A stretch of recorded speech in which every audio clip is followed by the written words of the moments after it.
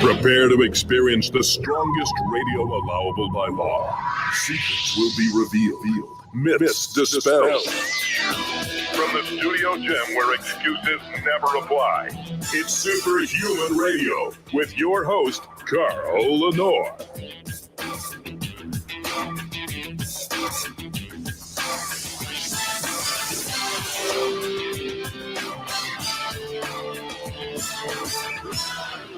Hey, welcome back to another episode of Superhuman Radio. We have a great show today. Great, and I say that with all honesty. First of all, we have Thomas DeLauer today on the show. It's been a long time. I wanted to have him on the show for a long time, and it's finally come to fruition. And we're going to be talking about a supplement that may actually enhance your fasting, your experience with fasting, the benefits of fasting, and even fasting mimicking. And if you are in a fed state, it may actually benefit you as well. We're going to talk about that in just a couple minutes. Later in the show, we're going to talk about the actual supplement itself and how you can get a hold of it. Before we do that, we have to thank our title sponsor, and that is Legendary Foods, makers of the Tasty Pastry. If you've been paying attention to social media, you know that the folks over at Legendary redesigned the packaging. It's so good. But they did not touch what's inside the package. And that is simply the bestest ever healthy snack you could ever find. You'll stop eating protein bars when you try the Tasty Pastry because it literally tastes like you're eating cake with less than 1 gram of sugar, 20 grams of high quality, high leucine protein, and 4 to 5 net carbs if you're a keto or low carb fan like I am. It'll help you stay in your lane. But let me warn you, if you have young children in your home, you're going to be fighting them because they're going to want to eat them all in one day. You know, kids hate protein bars. They don't taste good to kids because there's no incentive for a kid to eat a protein bar. It's not like, oh, I got to get another 20 grams of protein this meal. They only want to eat what tastes good. Well, let me tell you something. You will fight your kids for these because they will want to eat them. That is how great they taste. Go to shrnetwork.biz/legendary. Use the code SHR10 to save 10% off your order of Tasty Pastries today. And now, without further delay, Thomas DeLauer, welcome to the show. Hey, thanks for having me, Carl. My pleasure, my pleasure. So before we start talking about supplements and stuff, I think a lot of people would find it interesting to learn more about you. I know you have millions of fans and you have a definite level of celebrity, but maybe the people in my audience don't know yet. So you and I share something in common. We used to both be pretty fat. Yes, indeed. Yes, indeed. I was at my heaviest. I was just a hair over 300 pounds. So it was not the best time of my life, but it certainly paved the way for, I guess, where I am now. So let's talk about parenting first of all, because, you know, a lot of people out there with children, and we're told by the mainstream, don't talk about weight with your children. You'll stigmatize them, or you'll make them feel bad about themselves, and let them love their body no matter what it looks like. Your mother was a big influence on where you are today, wasn't she? Oh, absolutely. My mom she was hard on me in an interesting way. She wasn't hard on me in the sense of, um, crazy disciplining or anything like that. My mom she kind of had this philosophy where, I mean, she was a very active person. She was a long distance runner. She was a big backpacker. She was adventurous. And she was like, you know what? Hey, you either come with me or you don't. It's so it wasn't like we had this ultimatum where, we either went with mom or didn't get mom at all. But she did it in such a way where we wanted to participate in pretty serious endurance activities as a kid. I mean, I ran my first marathon when I was 11 years old. I backpacked the John Muir Trail, which is 226 miles from Yosemite down to Mount Whitney. Did it 2 years in a row when I was 12, and then again when I was 13. Yeah, I guess the bottom line with that is my mom was very influential, when it came down to just encouraging us to do these kinds of things, because her mantra was like, pick your hard. It's going to be hard no matter what. It's hard to be fat. It's hard to be lazy, or you can have a hard workout, or you can endure something that's difficult. Pick your hard, because it's all damn hard. And that's just one of these things that I hold near and dear to me, that my mom raised both my sister and I to feel that way. And it's carried over into so many different aspects of my life to this day.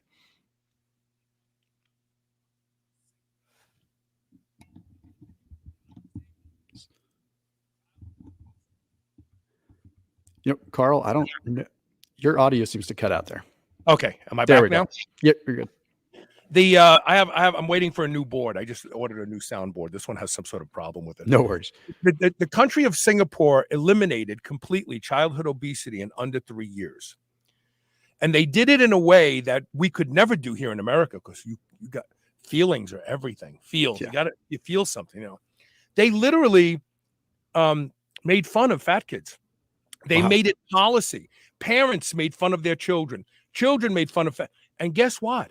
There's no childhood obesity in Singapore anymore. Now, I'm not suggesting that we ridicule children, but what I am suggesting is, why is it that we can't talk about being fat truthfully? Why do we have to say, oh, embrace your fatness, it's okay, don't worry about it? I mean, don't you think we're sending the wrong signal? Would you say to a child who wants to start experimenting with heroin, oh, it's okay, just embrace your grogginess, it's fine, Of course not. No, I think that, if you ask me, I think a lot of it's laziness. I think a lot of it is not wanting to face facts, not wanting to deal with something difficult. I think that adults this day and age, it's not that they don't want to make their kids feel a certain way. It's that they themselves don't want confrontation. They don't want difficult.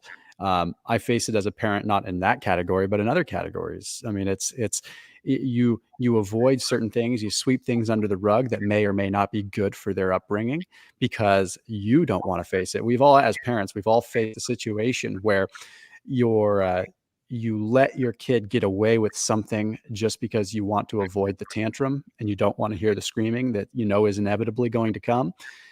So it's a lot easier to just say, yeah, I'm not going to deal with it, or I'm going to tell them what they want to hear. And it comes that way with what they eat too. It's like, it's a lot easier to just tell them to embrace who they are, no matter what, good, bad, or ugly, than it is to have a difficult conversation that might even hurt their feelings a little bit. And not saying you be hard on them and you purposely hurt their feelings, but life is full of difficult choices and difficult conversations. And those conversations are where growth comes. I mean, so it's not, again, you don't sit down with a 5-year-old and say, hey, like, you're chubby, something's got to be done about this. But you do sit them down and you just say, hey, the lifestyle choices that we are making as a family right now aren't working, and something needs to change. If you want to be able to run fast, if you want to be able to win, if you want to be, then we need to pay attention to your health. And you don't necessarily make it about their weight. And I'm not an expert, but I'm talking about, this is how I would address it with my kids, right? But I also just encourage them. We also have this, and people are going to probably hate me for this, but this thought process where, everyone gets a participation trophy. I'm not a big fan of that, right? Me either. I tell my son, and he's 4, that if he wants to be faster than everybody else, because I'm sorry, but kids are inherently a little bit competitive if they're wired that way, especially. My son can't stand losing. He really can't stand it. He gets really upset. And so is it a hard conversation for me to say, hey man, if you actually want to be faster than everyone else, you can't give up. Or if you got to watch what you eat. Why? Well, I don't think that is a bad thing. I don't think that is terrible parenting. But here's something interesting, because I am literally like right on the same page as you. And I am a big believer in pick your fights with your children, right? The silly stuff, don't argue with them about, but the serious stuff where they can get hurt, Yep. that's the stuff to fight with them about. But the big problem today is, how is a parent who is overweight, quite frankly, lazy, going to tell their child not to be overweight and lazy? We did a show probably 5 or 6 years ago because a study was published that showed that doctors don't talk about weight and obesity with their patients. And the author of the study, I remember saying, did you see how many of these doctors themselves were obese? Mm-hmm. He says, no, we didn't look at that. I said, I bet a lot of them were. And they're the ones that don't want to tell their patients, you need to lose weight, because the patient's thinking, so do you. Yeah. 100%. So parents don't want to have that talk, maybe because they feel like, well, they're not doing a good job in that area either. Which brings me to this other discussion that you and I had off the air. A lot of people think it's genetic. You don't just get your genes from your family, but you get your lifestyle, the way you sleep, the food you gravitate to, and how much you eat, and whether food is love and all that other stuff. So isn't it, aren't parents responsible for indoctrinating this for their children and using it themselves as an example? Oh, absolutely. I think it's very, most of the learning that happens from a kiddo is going to be just by osmosis from what you do with your life. It really is. And sometimes that's healthy, sometimes that's unhealthy. There's always going to be a mix mash of both. But if they're watching you soothe your feelings with food, of course they're going to pick up on that. And I think, yes, we can directly how we interact with our children as it pertains to food and as it pertains to things like that, that plays a role. But I think it's sort of this theory that I have that it's like, lifestyle is a word that is thrown around very loosely without people really understanding what lifestyle is. Lifestyle is the 98% of life that is affecting you on the daily that you don't pay attention to. People think, oh, I need a different lifestyle. I need to go move to the tropics and lay on the beach. That's not a lifestyle. That's an environment. The lifestyle is what is happening in the CPU and you're in the background 98% of the time that you aren't aware of. And that's the kind of stuff that children pick up on from us. They pick up on that 98% of our subconscious that we're not paying attention to. Why? Because they don't have distractions that adults have. So they're soaking everything up. You think that they don't notice it because you've been on your phone for 7 minutes staring at your screen and you think the world has passed you by, but they've been noticing that. And they've been noticing what you're doing. So they're soaking up everything. And that means the subconscious behaviors that you have are going to get soaked up by them. So sure, to some degree, there is legitimate genetic potential, but we started going into epigenetics and how we express genes and how we actually react to things and how we develop based upon that. You know, if you literally develop your body in a way where it is accustomed to eating every 30 minutes or every 15 minutes and constantly snacking, your cells are going to probably develop an affinity for that. And this also occurs with exercise. If a child is exercising and they're active, it is a biological evolutionary response to make that child adapted to that. So yes, certain genetics play a role, but I'm with you. I think the cascade and the umbrella of influence that we cast upon them just with our lifestyle is probably more important and probably weighs more. So let's talk about exercise. Early on, you were an endurance athlete. You did a lot of running. Yes. And you feel that kind of, this was in your formative years. Your body is developing, and it's developing in a way from evolution. Our body develops so that it can predict the future. It endows us with things that the future will pose against us. And you were doing a lot of running. You feel like that altered your mitochondria, didn't it? I certainly do. I mean, there's no way for me to prove it, but I mean, I know that there's a lot in the world of epigenetic science, and for those that don't know what epigenetics are, I have a great analogy just to make it. Let's say you have 100 lockers. Okay, you have a locker room with 100 lockers, and throughout your lifetime, and in each of these lockers, you have genetic potential. Okay, so each of these lockers holds the keys to you being good at something or bad at something for that matter. Okay, throughout your lifetime, you might only open 35 lockers. That means, okay, so when I refer to gene expression, I mean basically you're only opening certain lockers. If you express a gene, you're opening a locker. If you express two genes, you're opening two lockers. So when we're young, we have, we're trying new things and we're being exposed to new things. But a lot of us, we don't have that breadth of gene expression that we probably could be getting. And that comes from hardship. It comes from other things. It comes from dietary changes, hormetic stressors. The list goes on and on. There's hundreds of thousands. Who knows? Okay. But when you're at your core development, expressing these genes becomes very, very important. So for me, my theory is that doing all this endurance work at such a young age conditioned my body to be accustomed to that and triggered mitochondrial changes that would occur with that. And, there's things called PGC1A, there's PPAR alpha, there's all these different processes. PGC1A is what drives what's called mitochondrial biogenesis. So when someone is fat adapted or when someone does a lot of endurance work, they usually have higher levels of PGC1A being expressed, which is the expression of PGC1A literally drives the mitochondria to become more fat adapted and accustomed to using fat as a fuel source versus glycogen or glucose. So at a young age, when you're in your core development, if you're doing a shitload of this kind of endurance work, well, do the math, right? You're expressing these genes like crazy, which explains for me, I'm a big keto guy. For those of you guys that don't know me, I'm a huge low carb keto guy and I've been doing keto for about 11 years. And I feel that as a result of doing that kind of endurance work, it conditioned my cells to be very efficient utilizing fats. And hey, guess what? A keto diet or intermittent fasting or fasting in general, guess what that expresses? PGC1A, the same thing that endurance work expresses, PGC1A. So when people say, oh, keto doesn't work for me, well, first of all, my first response is give it long enough. Okay. But secondly, maybe I am someone that responds tremendously well to it because of how I was raised and what I did as a child. So yeah. And your microbiome. Absolutely. Yeah, the microbiome is a really interesting piece. And that one's a little more difficult to chase because it can change so fast. But but I do believe that a lot of like our core biome can be developed based upon, just our lifestyle in general.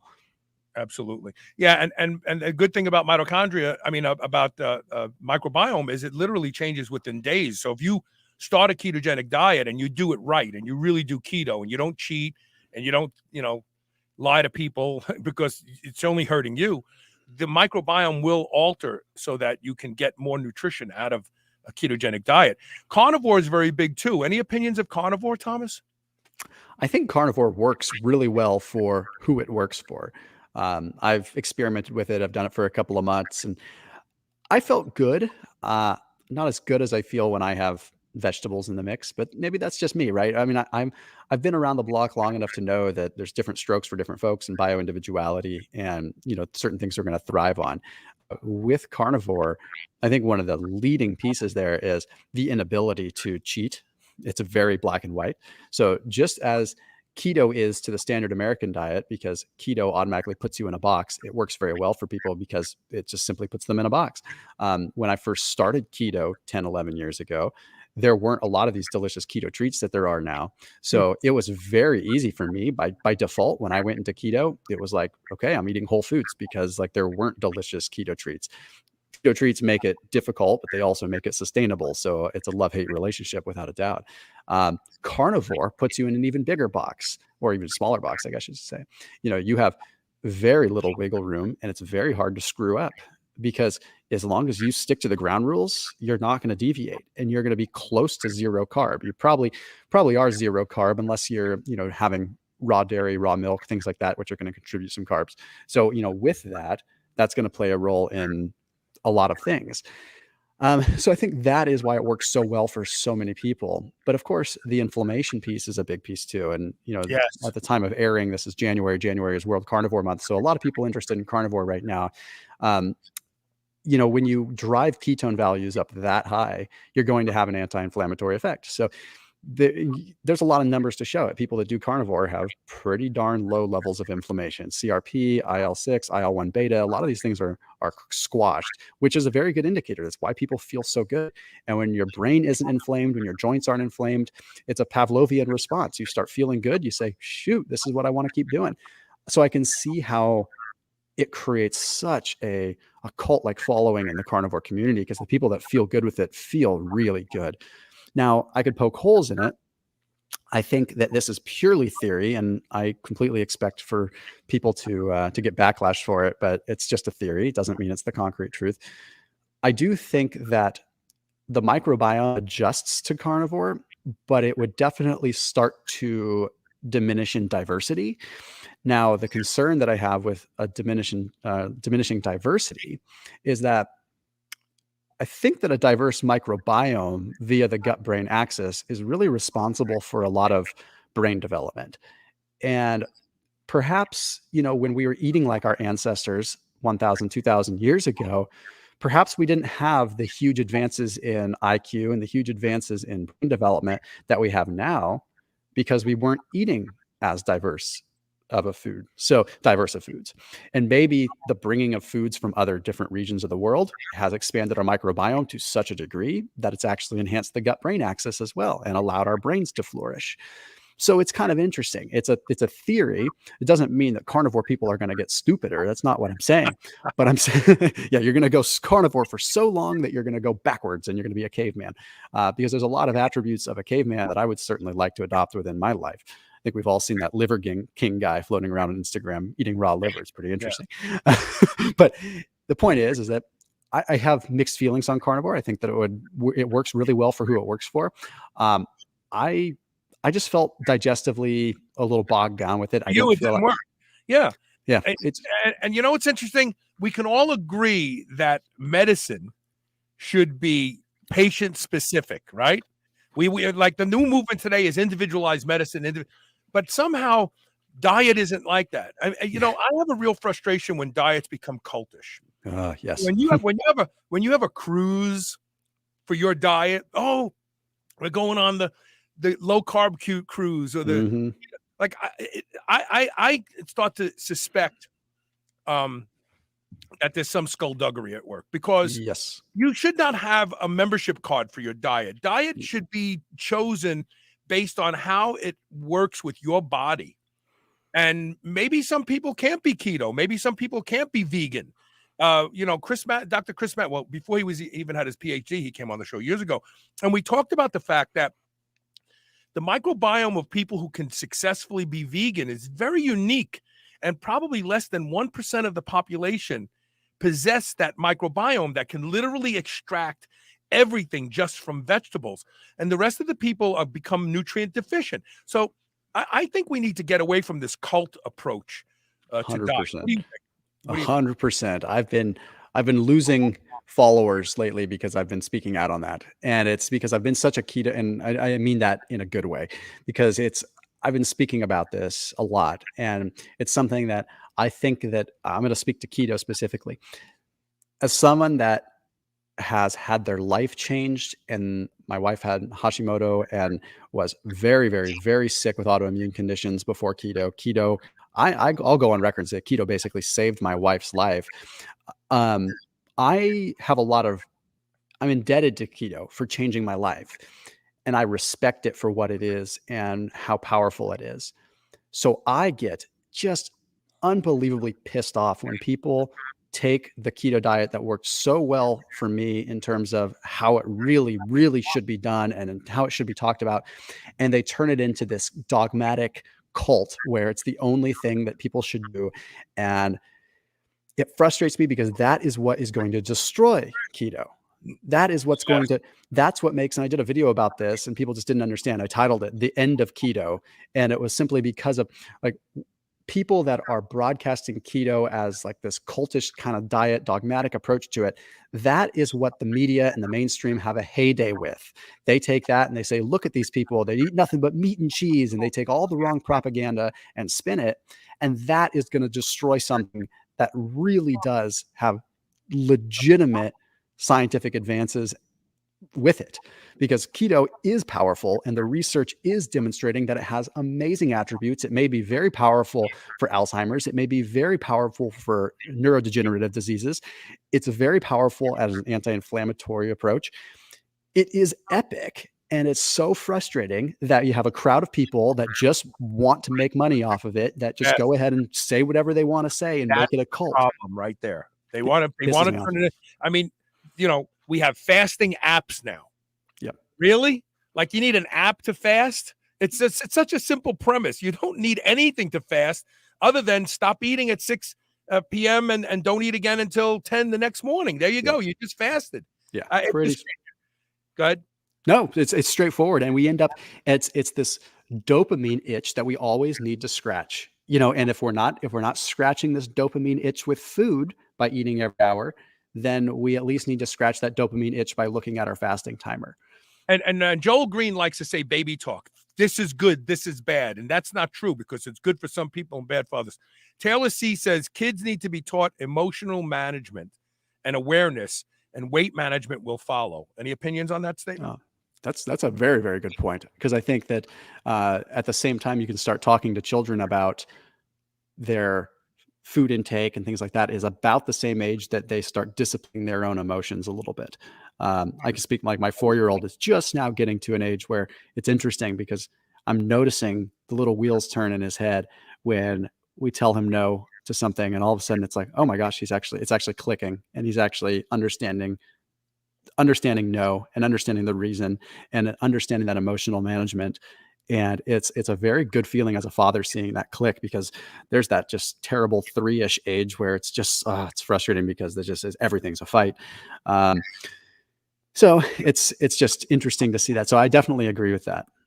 Craig Hollander, unfortunately, Craig is brilliant. He's a big fan of the show, but this is one of those baby talk things. Keto works short term, but is detrimental for women long term. But that's not your wife's situation, is it? No, that's very interesting. I'd love to see the research on that, because all the Verso Health study that's been ongoing, the long tail studies, of course, long tail studies, mice are interesting. Women, for the long-term keto diet, the argument is that, okay, you're putting your body into a fight or flight state, which is going to affect follicle stimulating hormone, luteinizing hormone, all of this for women. I don't necessarily believe that to be true. My wife couldn't get pregnant until she was on keto for about 3 or 4 years. Wow. So and a lot of it has to do with insulin resistance. So it's kind of like, okay, what is the actual problem? Insulin resistance is a bigger culprit affecting follicle stimulating hormone, luteinizing hormone, PCOS, polycystic ovarian syndrome, all this. So insulin resistance is what really drives these up. When you start looking at the observational data and then you back it out and look at the mechanistic studies, it's even more fucking interesting. So you see that, like, again, it's a statement where keto works short term for what? For weight loss? Okay, well, if you want to get really critical with it, Craig, what comes on is something called histone deacitylase inhibition, which starts talking about kind of the genetic piece again. So histone deacitylase inhibition is where you have on a DNA, you have these histones, and they're like little, hard to describe, but they're basically these locks and keys that have to be unlocked, this key that has to be unlocked. And histone deacetylase inhibition is where you are stopping the locking of the key so DNA can actually be acted upon. So it is allowing for much more gene expression. This is what is unbelievably phenomenal, and why we're seeing that the hormetic stressor of keto is actually what allows people to get better and be able to solve a lot of their issues. And I'm being loose with solving issues, because I'm not going to make any claims on anything with terms of symptoms or in terms of kind of disease states or anything like that. But it's really, really wild, because the short-term effects of course, we could all say for men and women, it's really, really good for weight loss and yada, yada.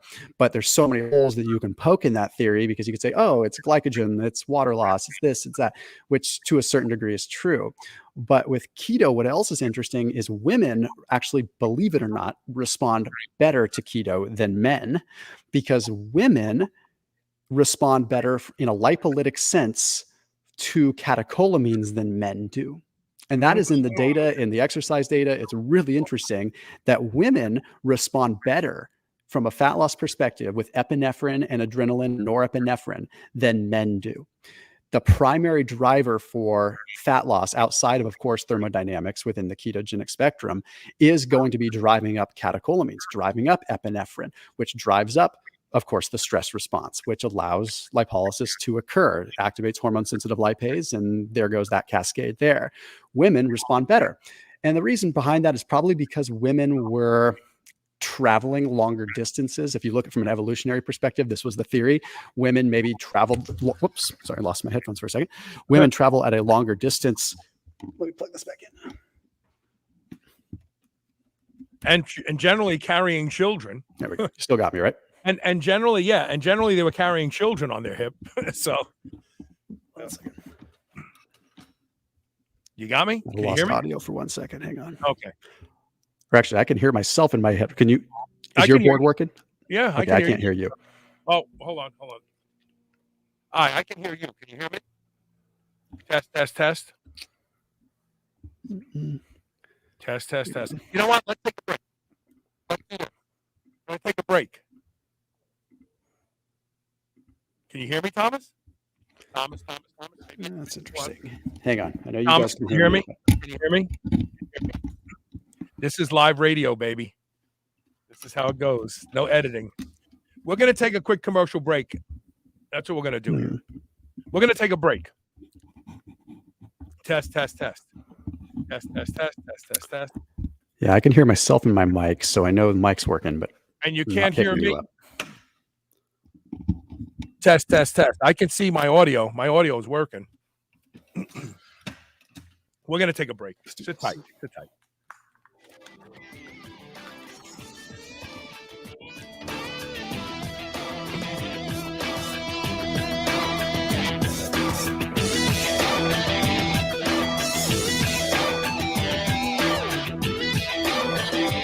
Have you been struggling to achieve results in the gym? Trouble sleeping through the night? Overwhelmed with stress or anxiety? Look no further than Infinitewell supplements. They have designed products to address specific needs like muscle growth, hormone balance, sleep, and anxiety from the first use. Infinitewell helps you live well. Go to shrnetwork.biz/bewell, that's BEWELL, and use code SHR20 and start living well today. C60, also known as Buckminster fullerene, is the most powerful, most versatile antioxidant in the world. It's been shown in studies to double the lifespan of rodents. We all know the importance of taking antioxidants to slow aging, reduce inflammation, and improve mitochondrial function and energy production. But there are literally hundreds of antioxidants that would cost you thousands of dollars to take every day. I take one. I take C60 from C360 Health. Revive and Rejuvenate are two blends that harness the power of C60. Don't waste another minute. Go to shrnetwork.biz/revive and use the code SHR for 15% off and free shipping inside the United States today. If you've listened to this show for any length of time, you know that I have struggled to give up coffee for years. Coffee has destroyed my gut and it's impaired my health. Well, I haven't had coffee in months thanks to a product called Magic Mind. Magic Mind is the first nootropic blend I actually feel working. One shot and I'm good all day long. My memory is crystal clear and I'm able to function and have great focus without coffee or caffeine for that matter. If you want to try a product that really works, if you're like me and you want to give up coffee forever, or you just need something occasionally that will help you lift the brain fog, Magic Mind is your product. I promise you that this product you will feel when you use it. Go to shrnetwork.biz/magic Magic Mind, all one word, and use the code SHR for a whopping 20% off your first order. New Mass Pro Synthogen X2 just upped its own legendary game. To distance itself even further from the rest of the pack, Synthogen X2 now has double the key active ingredients. If you've ever wondered what steroid-like recovery feels like, Synthogen X2 delivers. See why others compare it favorably to powerful bodybuilding drugs at synthogen.com. Mass Pro Synthogen.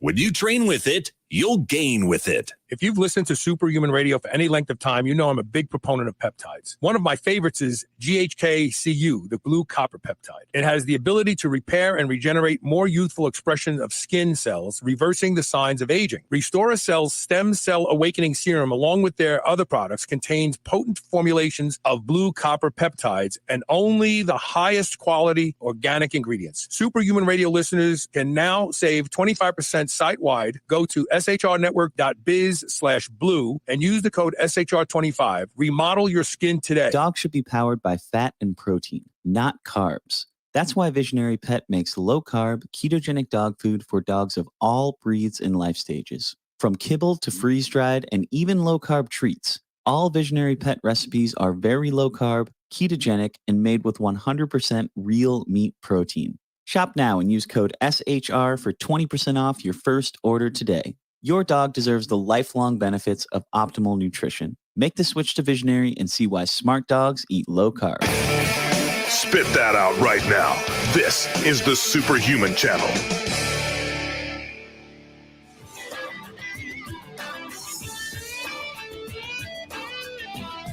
Welcome back. You hear me okay, Thomas? Yeah, I got you now. I think my microphone just must have eaten some carbs and it kicked it offline. I got to do a plug real quick for something that I am really excited about. I've been using it now for a few months, and I can tell you that it's a very, very powerful way to build strength and muscle quickly, and that is the ARX machine. I don't know if you've tried this, Thomas, but this machine has changed the way resistance training can be performed because it literally adjusts to your ability to handle the weight.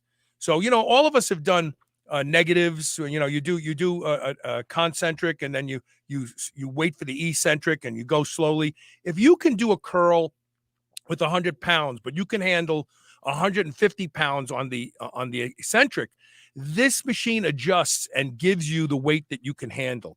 Seriously. Nothing new has been done to resistance training for over 200 years until ARX got into the game. Check them out. This is something you have to read about and understand. They have two different machines. I have the Alpha at home. Fantastic machine. shrnetwork.biz/ARX to learn more. And if you do buy, and they have financing available that'll make it as inexpensive as a gym membership, tell them that you learned about them here on Superhuman Radio. Great product. I really like it. I've been enjoying using it. I actually do 2 a days now. I go to the gym in the morning, and then in the evening, I use my ARX machine. So we have a couple more comments to get to real quick, and then we're going to move on to talk about this this supplement that we want to talk about. Let's see here. So Taylor C says he says he's talked to people who couldn't get started on keto. They couldn't get past the keto flu. Side effects of the change. What's the biggest mistake people make when going keto, in your opinion? It's a number of different mistakes, but specific to people that have a hard time getting through the keto flu. The keto flu is usually two things. It's usually insulin levels drop, so the kidneys expel a lot of extra water. And that's a very harsh adjustment on the body at first. So what happens is with that, electrolytes are very out of whack for a short period of time. That's generally what's causing that feeling of keto flu. That, and simply put, you are putting your body into a very stressed state. You're taking a fuel that has been your fuel for more than likely your entire lifetime.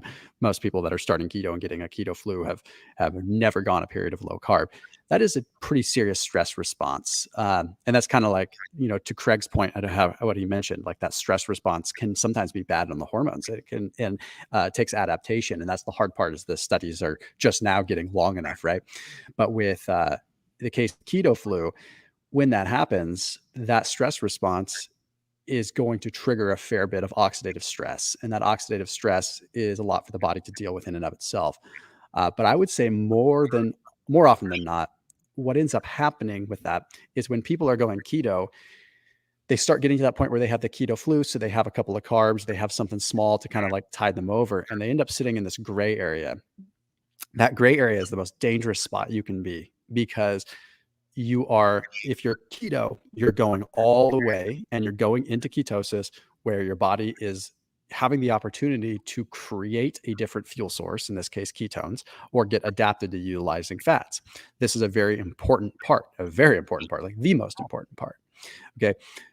The moment that you cross that threshold and you like are in the quote unquote low carb versus keto, that is very difficult for people that aren't accustomed to that, because your body is still trying to use glucose because you're giving just enough glucose to handle it, but you're sitting in this like bottom of the tank, like barely any. So you're like dipping in and out. You're barely in ketosis. You're dipping in and out.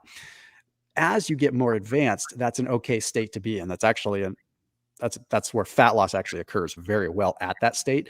But fat loss also kind of sucks. You don't feel good when you're losing fat. And anyone that's ever gone on an aggressive cut or anything knows, like, it's not supposed to feel good. Like it is hard.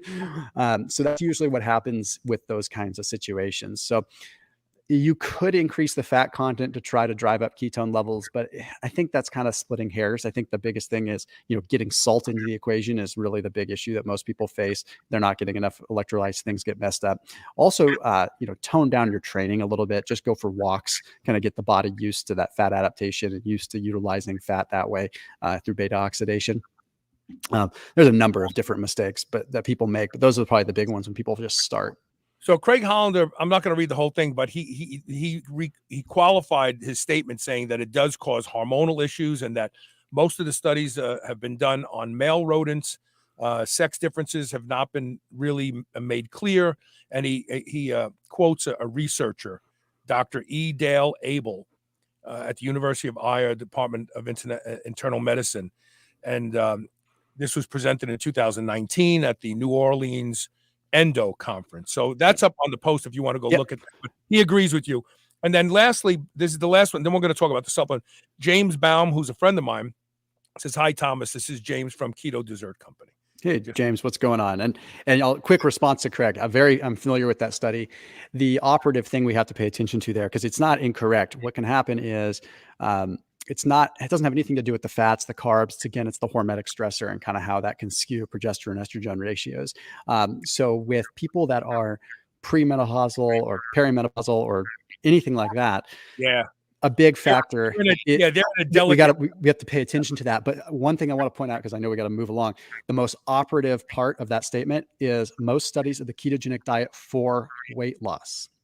Okay, so anytime women are in a calorie deprived state, so a ketogenic diet for weight loss, no matter what people will say, is still going to apply thermodynamics.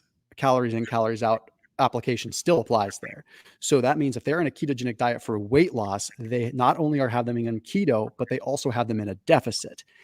Anytime that women are in a deficit for a longer period of time, keto or not, there is a hormonal cascade that occurs. Yes. So we can't just say, oh, it's just keto. It's the fact that it is keto for weight loss. If you had them say that you could probably ad lib that out and say most studies of the vegan diet for weight loss have taken place.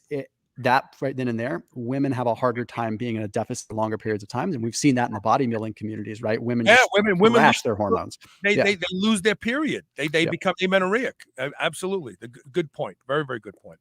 So now let's talk about something else. You recently talked on a YouTube show that you did on your channel about how resveratrol may actually benefit someone who is fasting or using a fasting mimicking diet.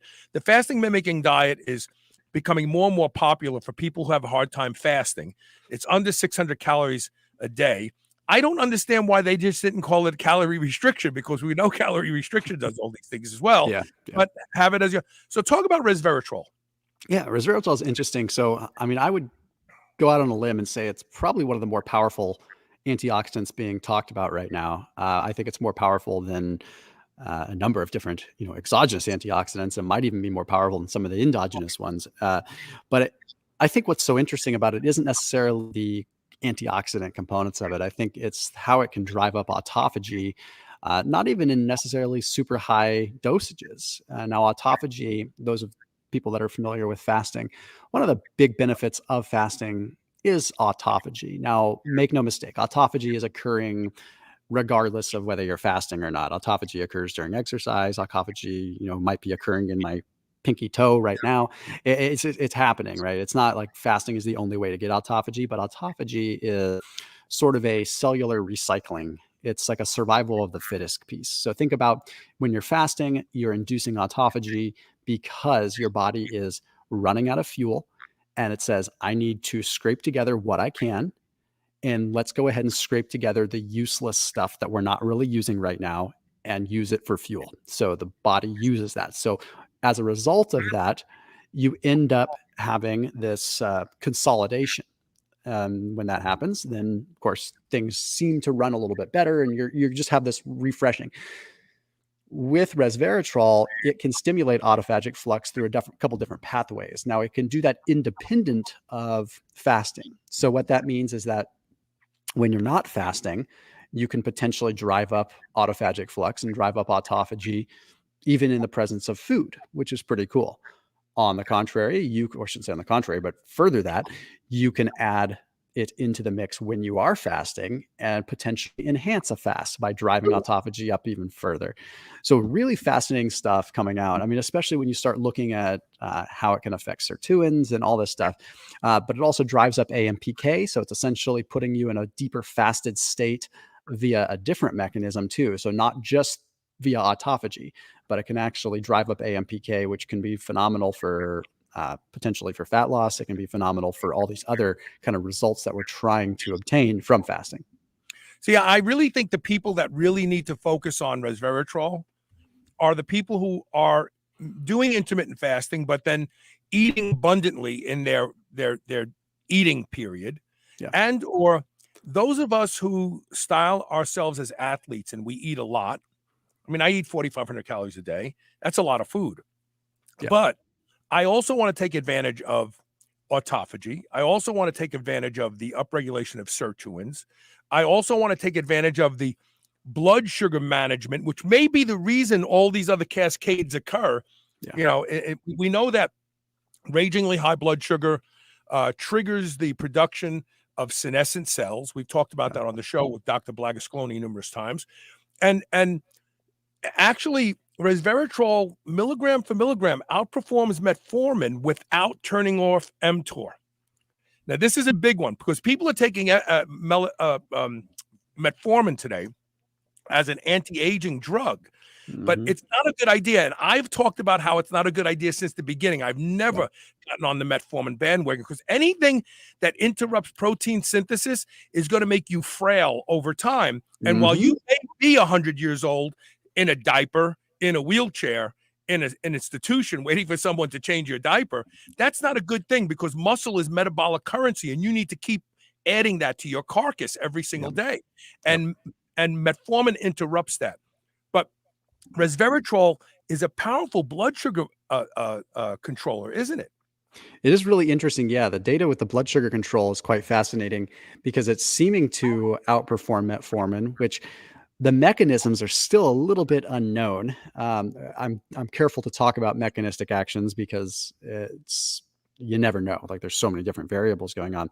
But as far as stabilizing and modulating blood sugar, it could be an insulin dependent response where it's actually enhancing the effects of insulin, or perhaps it's independent of that.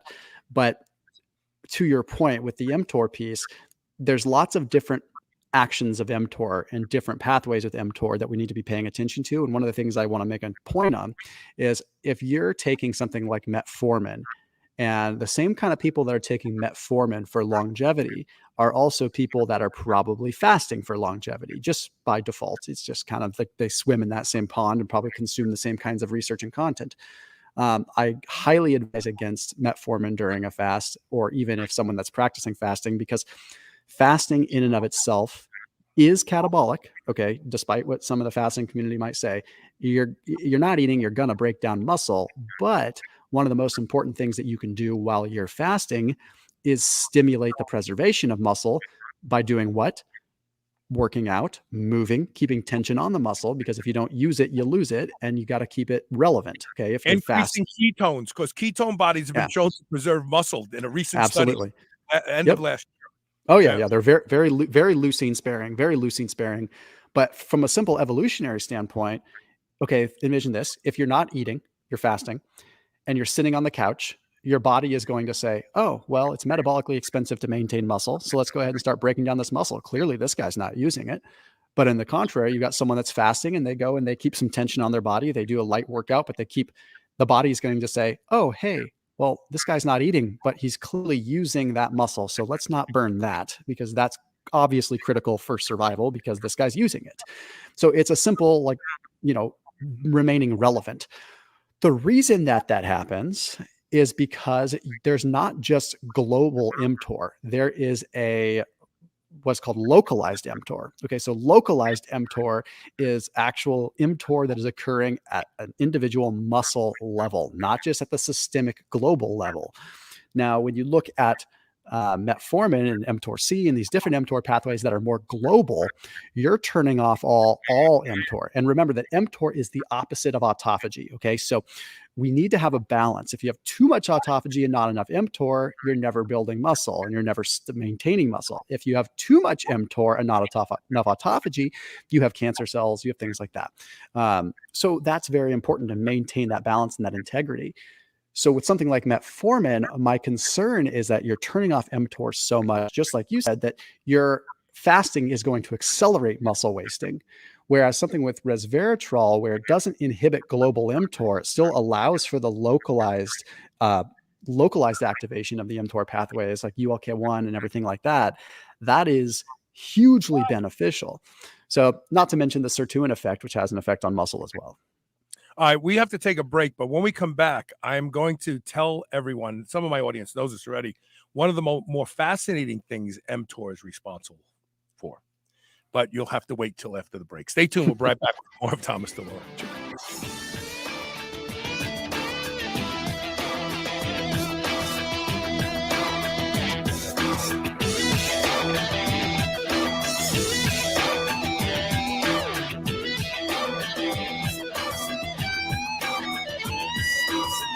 Verso contains potent compounds proven to increase NAD+.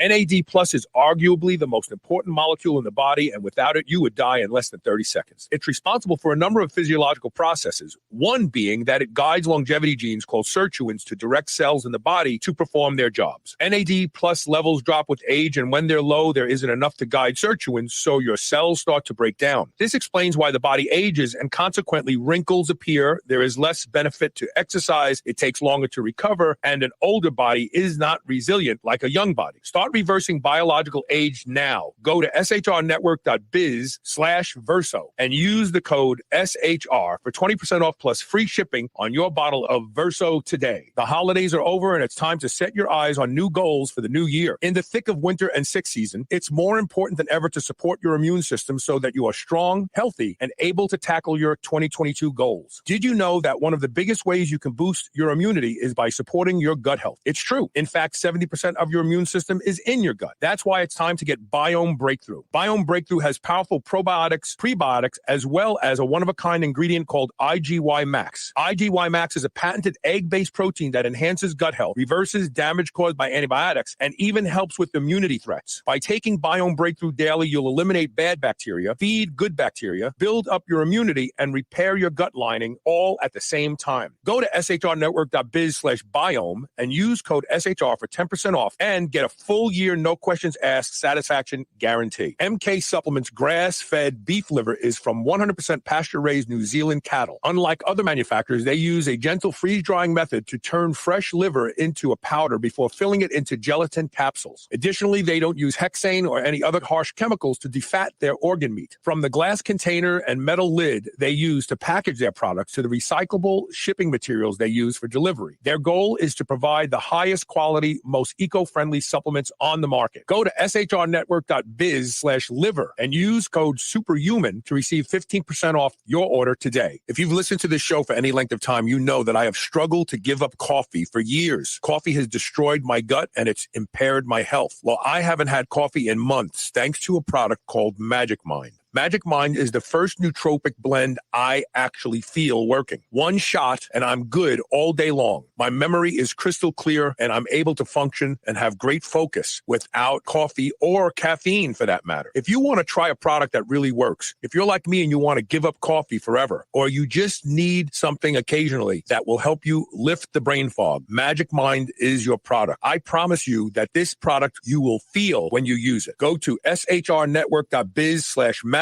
Mind, all one word, and use the code SHR for a whopping 20% off your first order. Remember those rectangular toaster pastries you used to love when you were a kid? Well, Legendary Foods has just made them better. The new cake-style tasty pastry is like nothing you've ever had before. With 20 grams of high-quality protein and less than 1 gram of sugar, you'll feel like you're cheating, but you're not. Go to shrnetwork.biz/legendary and use the code SHR10 to save 10% off your purchase of tasty pastries. Now available in cookies and cream, red velvet cake, birthday cake, blueberry, strawberry, brown sugar cinnamon, and hot fudge sundae. Go to shrnetwork.biz/legendary and use code SHR10 today. If you've listened to Superhuman Radio for any length of time, you know I'm a big proponent of peptides. One of my favorites is GHKCU, the blue copper peptide. It has the ability to repair and regenerate more youthful expression of skin cells, reversing the signs of aging. Restora Cell's Stem Cell Awakening Serum, along with their other products, contains potent formulations of blue copper peptides and only the highest quality organic ingredients. Superhuman Radio listeners can now save 25% site-wide. Go to shrnetwork.biz/blue and use the code SHR25. Remodel your skin today. Move over, superheroes. This is the Superhuman Channel.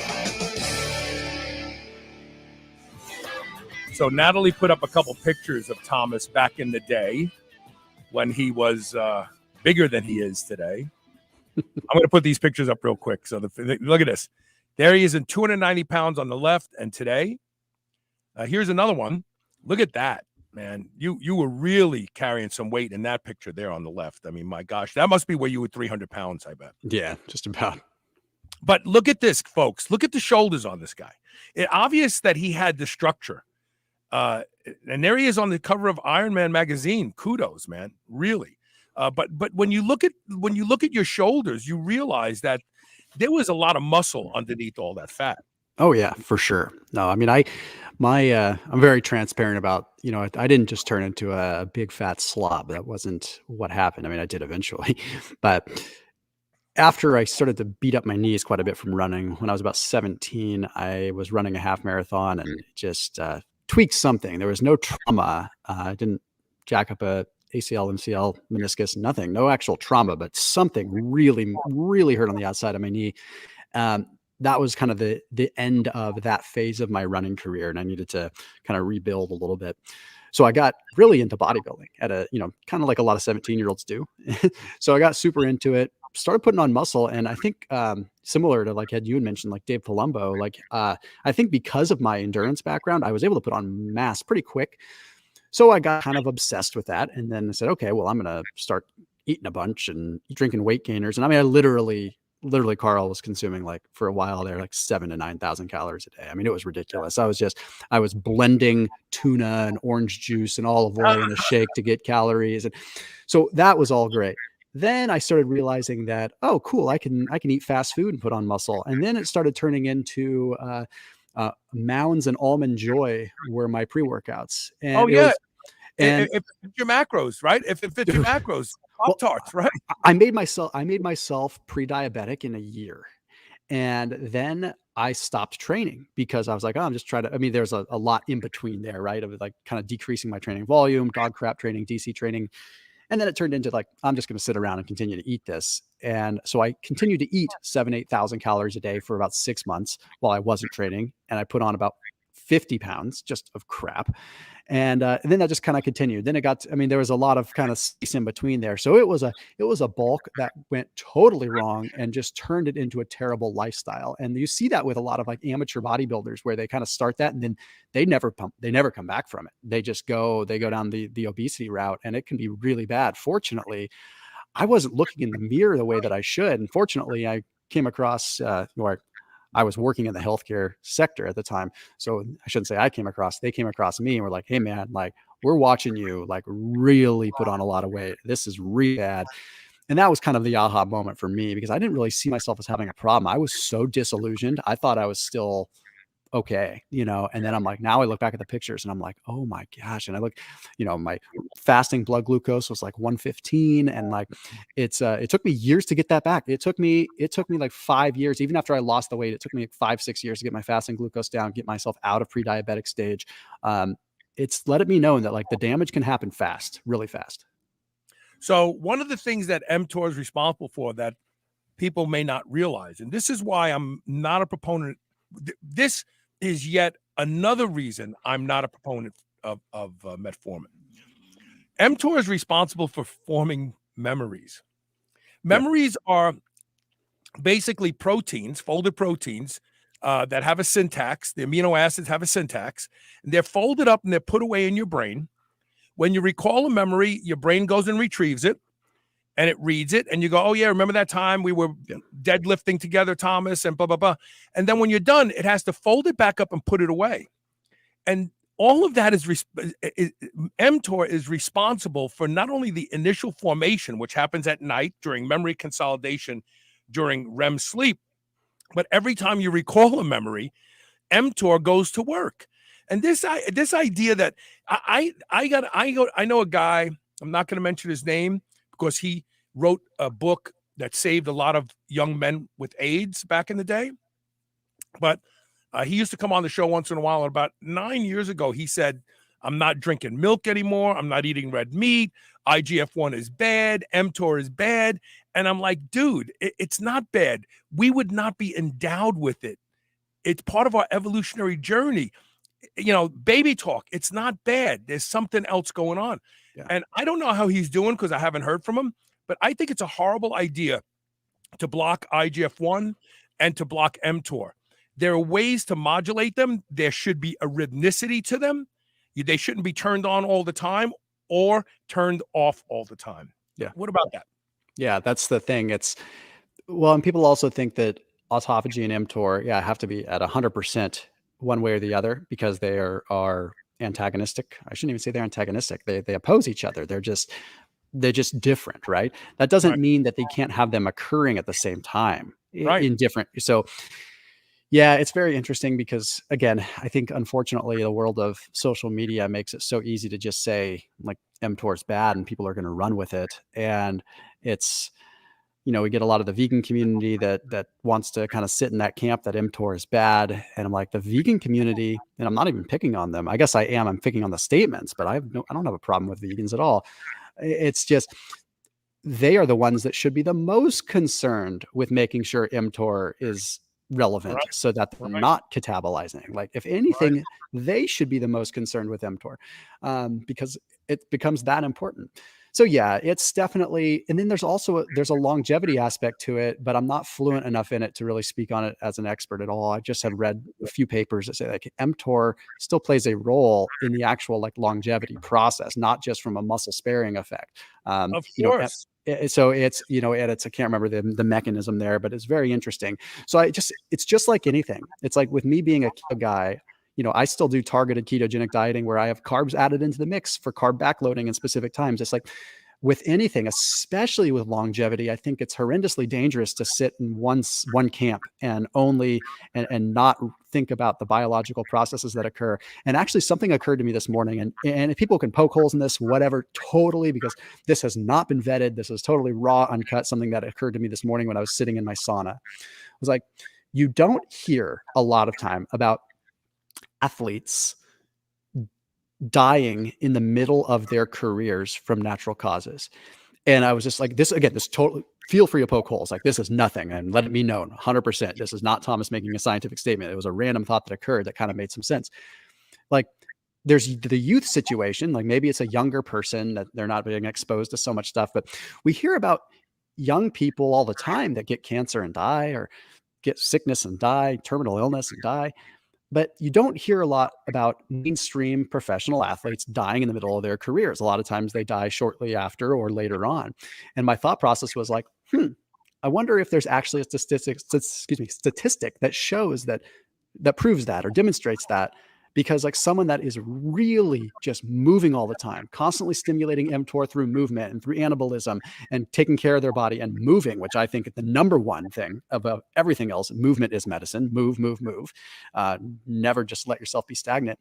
I wonder if that plays a role, right? Because it's just kind of interesting. I think maybe we just don't hear about it, but every time I hear about a pro athlete dying while they're in their career, it's usually something to do with a non-natural cause, something weird. So who knows? I could be wrong, because the data would be all over the place with young versus old and this and that. But No. I completely agree with you. But we have to take out of the discussion anything that's going on right now in this COVID epidemic for a minute. Of course. With that being said, we've talked about this exact phenomenon on the show. I have been a huge proponent for when epidemiologists create healthy testosterone levels, they're looking at a sick population. And that's why testosterone levels keep going lower and lower and lower in men and being acceptable. We should be looking at athletes. We should be looking at the Ferraris of the human being to understand what potential there is for a healthier human being, but we don't. But you're absolutely right. The sick aging phenotype is all they look at, and they go, "Oh, your testosterone's okay at 300 to some guy." It's like, are you kidding me? That's the top end of women's testosterone. How can a guy's testosterone be okay there? That's such a good point. I mean, that's so simple. It's so simple, but so true. And like I do some defense contract work for the military in terms of different nutrition stuff and things like that. So it's and in those kind of situations, it's like they're always looking at optimization, right? They're looking at what is working. Like, stop looking at just observational stuff and like sick people and this and that. We want performance. We want what is going to make a superhuman. What is going to make this? And they'll look at that, right? And that's what's kind of interesting. That's what I appreciate about professional sports and the military applications is a lot of the noise is cut out, because it's flat out being like, what makes this person tick and how do we get better at it? Why on earth are we not taking performance stuff like that and putting it into everyday people? I think if everyday people took a performance approach to things, they would learn a lot. And I think that comes right back full circle to what we talked about in the beginning. It's like not being able to train children that it's okay to be competitive, that it's okay to push themselves, that it's okay to perform, is going to be detrimental to their willingness to live and make good choices. So it kind of comes full circle. That was such a good point. It's very, like yeah. It's and you know what? It's really funny that like we should have research. There's actually 50 million fit consumers in the U.S. I bought a study years ago, and these are people who go to the gym 2 to 3 times a week, participate in sports whenever possible, and they're interested in learning more about being strong, being healthy. We should be including those people as one of the groups in a study when we're looking at the results of different things, but we don't, because the medical industry doesn't care. I got to get this up here real quick. Taylor C says, is it just the absence of methionine for vegans that shuts off mTOR? Well, let me say one thing real quick, and then I'll turn it over to Thomas.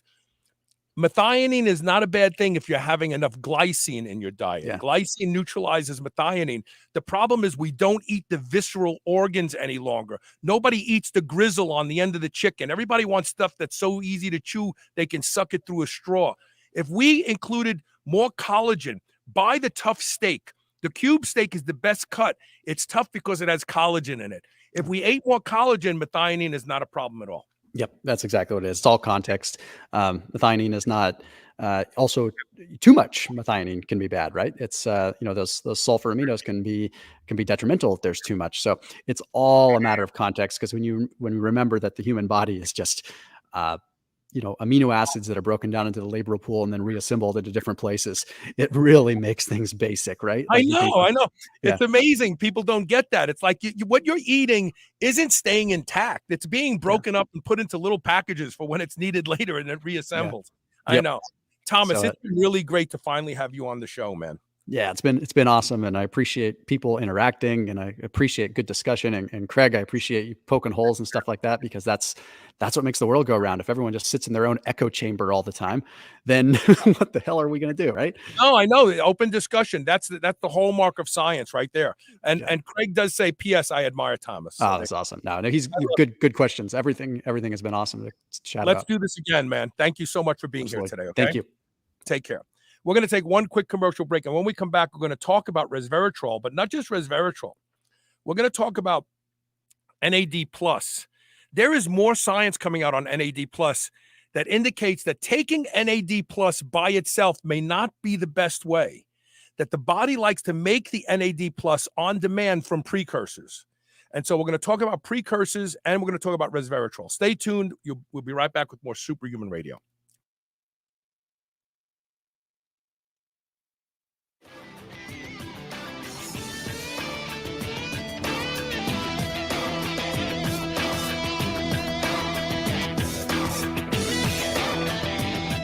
MK Supplements grass-fed beef liver is from 100% pasture-raised New Zealand cattle. Unlike other manufacturers, they use a gentle freeze-drying method to turn fresh liver into a powder before filling it into gelatin capsules. Additionally, they don't use hexane or any other harsh chemicals to defat their organ meat. From the glass container and metal lid they use to package their products to the recyclable shipping materials they use for delivery, their goal is to provide the highest quality, most eco-friendly supplements on the market. Go to shrnetwork.biz/liver and use code SUPERHUMAN to receive 15% off your order today. Dogs should be powered by fat and protein, not carbs. That's why Visionary Pet makes low-carb, ketogenic dog food for dogs of all breeds and life stages. From kibble to freeze-dried and even low-carb treats, all Visionary Pet recipes are very low-carb, ketogenic, and made with 100% real meat protein. Shop now and use code SHR for 20% off your first order today. Your dog deserves the lifelong benefits of optimal nutrition. Make the switch to Visionary and see why smart dogs eat low carb.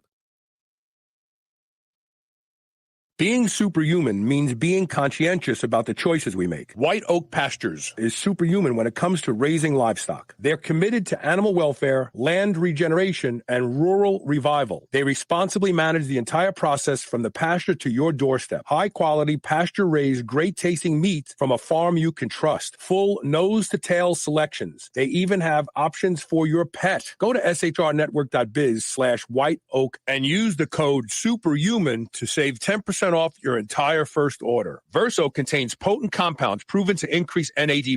NAD+ is arguably the most important molecule in the body, and without it, you would die in less than 30 seconds. It's responsible for a number of physiological processes, one being that it guides longevity genes called sirtuins to direct cells in the body to perform their jobs. NAD+ levels drop with age, and when they're low, there isn't enough to guide sirtuins, so your cells start to break down. This explains why the body ages and consequently wrinkles appear. There is less benefit to exercise, it takes longer to recover, and an older body is not resilient like a young body. Start reversing biological age now. Go to shrnetwork.biz/Verso and use the code SHR for 20% off plus free shipping on your bottle of Verso today. I would easily say that I am the hugest proponent you will ever meet to doing anything that will improve the quality of my sleep. And that's because sleep is linked to just about every metabolic disorder we see in our population today. One of the easiest things you can do to improve the quality of your sleep is to get a pillow that can be shaped into the exact form factor that allows you to get your best night's sleep. And that is MyPillow. I've been sleeping with MyPillow for a few years now, and I can tell you that when I have to travel and stay in hotels, I don't get a good night's sleep because I don't have MyPillow with me. Right now, you can save up to 60% off of everything offered to improve the quality of your sleep at shrnetwork.biz/MyPillow when you use the code SHR. Or you can call toll-free 800-889-4938. And remember to use code SHR to save up to 60% off of everything at their website. Have you been struggling to achieve results in the gym? Trouble sleeping through the night? Overwhelmed with stress or anxiety? Look no further than Infiniwell supplements. They have designed products to address specific needs like muscle growth, hormone balance, sleep, and anxiety from the first use. Infiniwell helps you live well. Go to shrnetwork.biz/bewell. That's BEWELL and use code SHR20 and start living well today.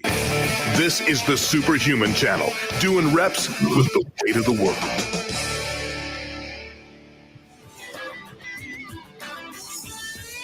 Hey, welcome back. Hi. How are you? Hi, Daniel. Hi, Kristabel. Hi, how are you? Good. Let me see if I can get Daniel and Kristabel. There we go. Perfect.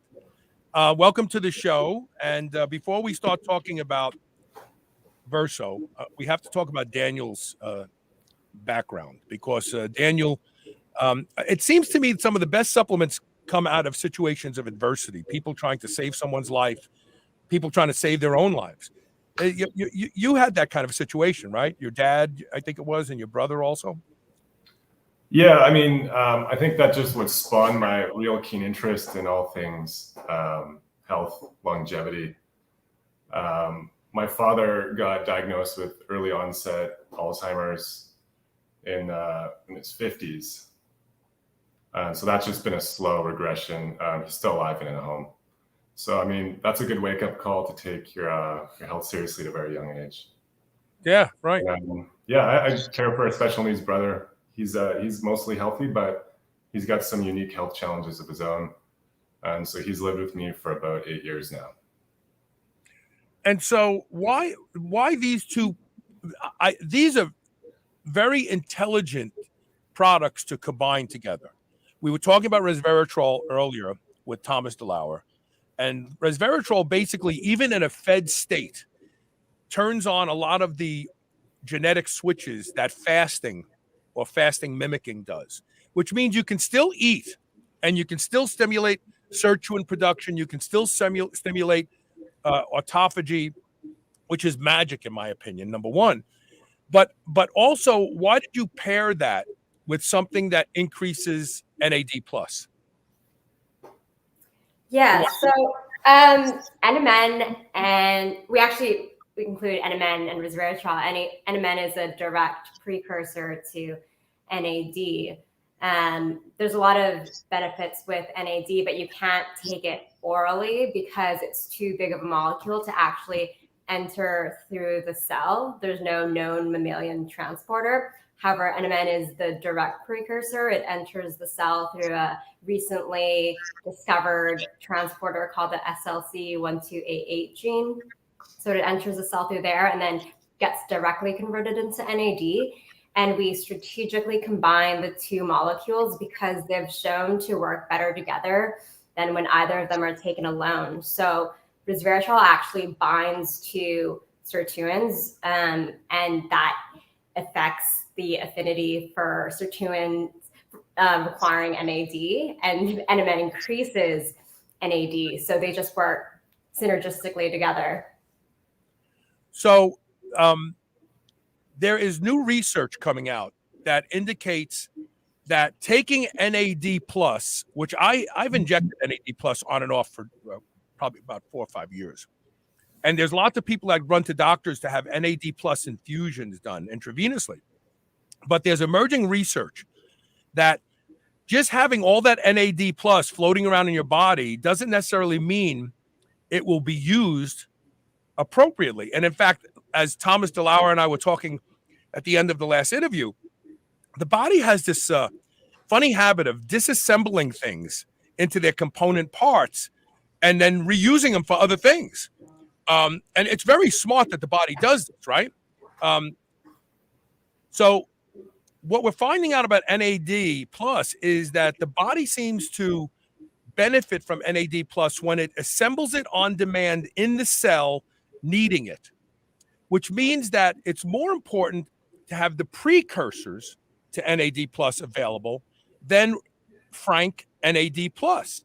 Now you use nicotinamide D. No, what Nmn stands for nicotinamide Mononucleotide.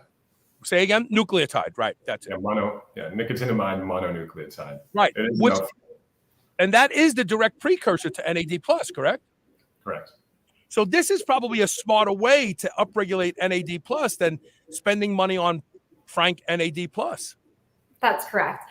So when you take NAD+, as I mentioned, it can't get into the cell. So it may raise plasma levels of NAD, but NAD is required and is present inside of every single cell in your body, and it can't get in there because there's no known transporter. So when you fast, like you and Thomas mentioned, or exercise, your cellular NAD increases. But when you're taking in NAD orally, it can't get into the cells. So you're just raising plasma levels. So it's not going into your muscle, your brain, in your organs. But Nmn has shown to increase NAD in these cells.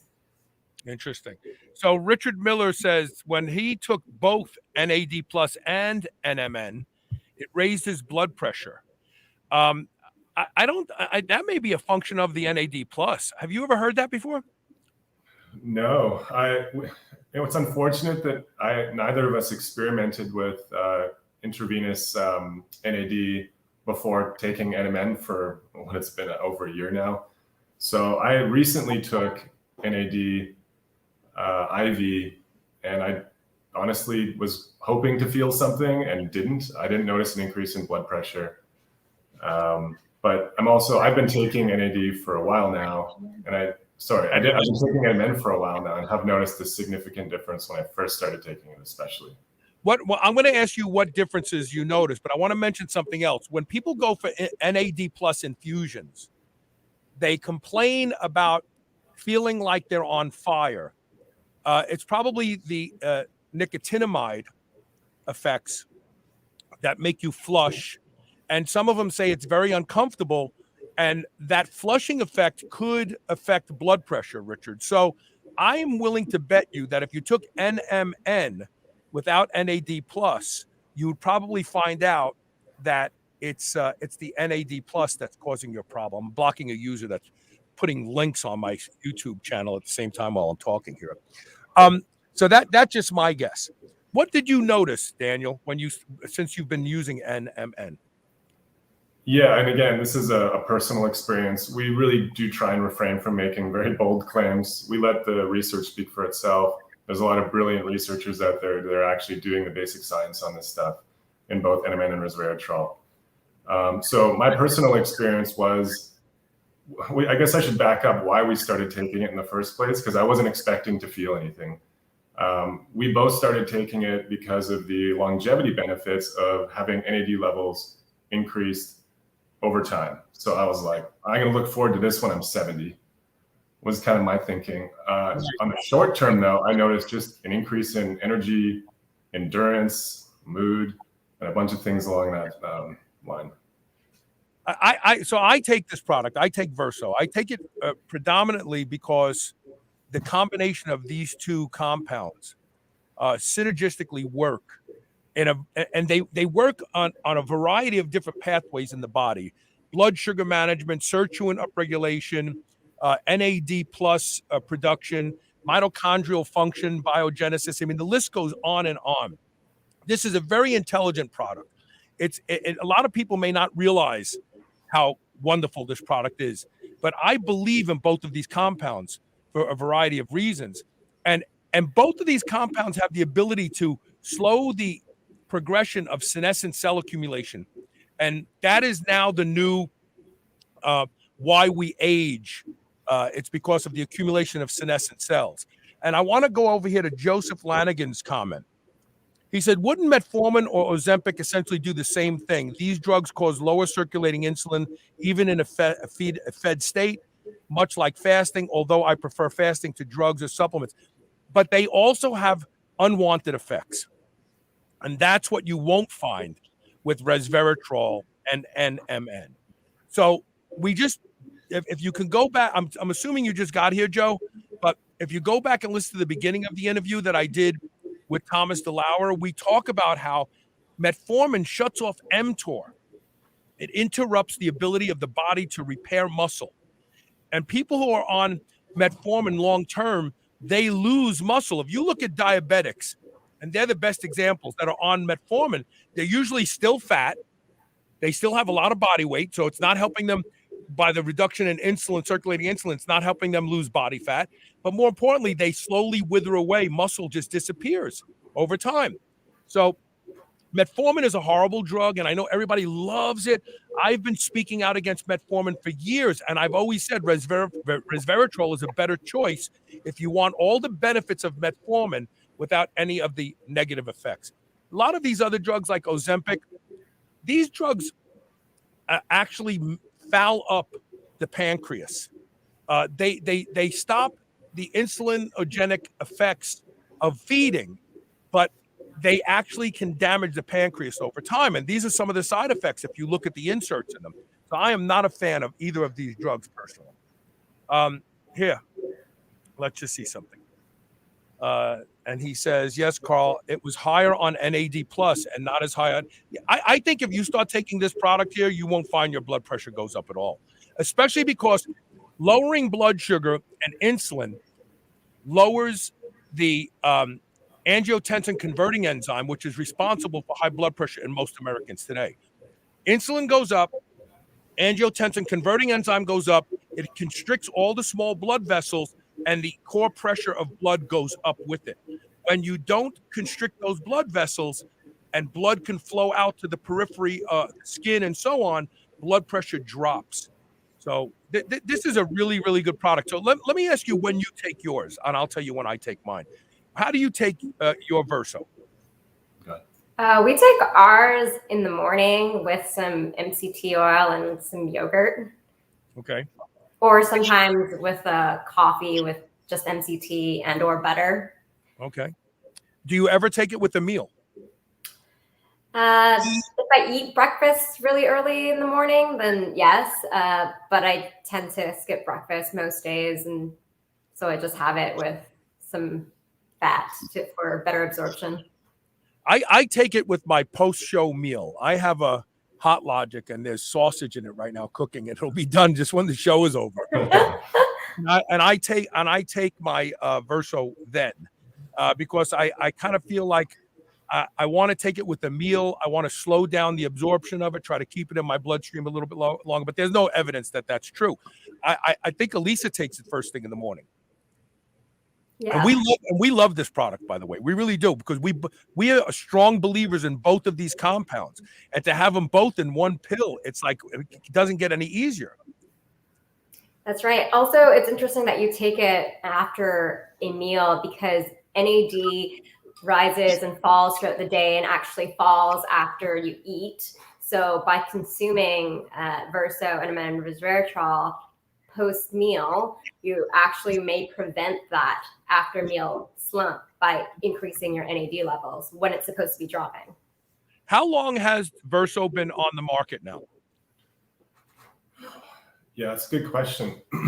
We would have started selling in late 2020. Yeah, we put up a website. Very first sales. Yeah. We were really inspired by the work of David Sinclair and his book Lifespan. Yeah, we started searching for stuff ourselves. Weren't very impressed with what the current offerings were, and spidey senses were kind of going off on the legitimacy of some of these companies, which has been later verified through.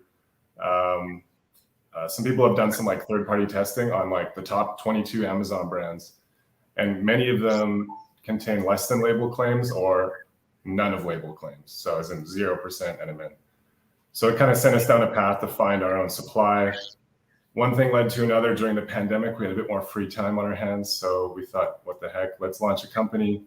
We probably started moving, like actually selling in early 2020. 2021, yeah, sorry. Time flies, it's pandemic time.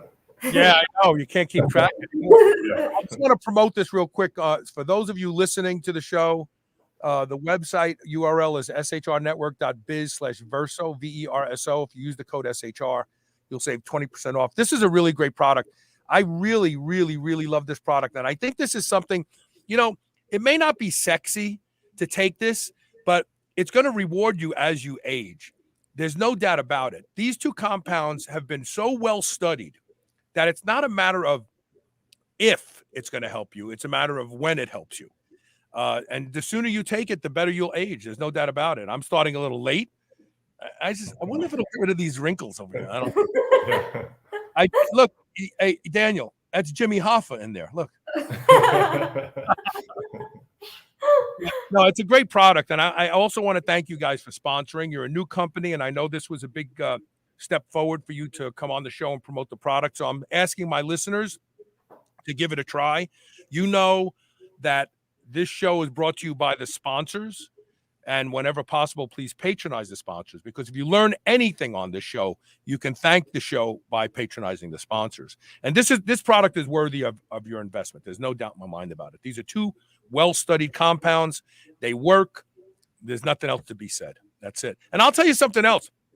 If you're on metformin because you have diabetes, there's a study that shows that milligram for milligram, resveratrol outperformed metformin in lowering blood sugar levels in type 2 diabetics. Think about that for a second. Why doesn't your doctor tell you to take resveratrol instead of metformin? Instead of taking 3 500 milligram metformins a day, why aren't you taking 3 250 or 500 milligram resveratrols a day? It's natural. The body loves it. It doesn't make any sense to me. Oh, wait, that's right. The pharmaceutical industry doesn't make any money if you take resveratrol. Yeah, That's right. Yeah, these are in the supplement market, not the pharmaceutical market. I've experimented with metformin. My experience was it just zapped all of my energy. Going to the gym was like a chore. I was down in ultimate strength for sure, and reps or endurance. And I did have some good sleeps on it, but eventually I started just getting restless legs at night.